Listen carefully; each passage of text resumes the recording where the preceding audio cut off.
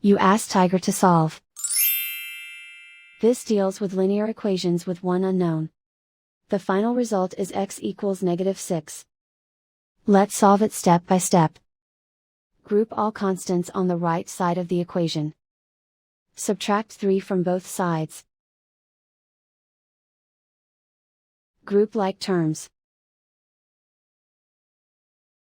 Simplify the arithmetic.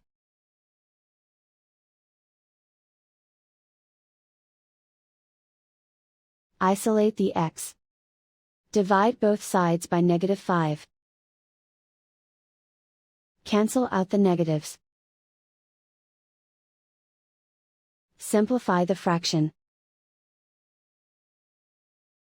Move the negative sign from the denominator to the numerator. Find the greatest common factor of the numerator and denominator.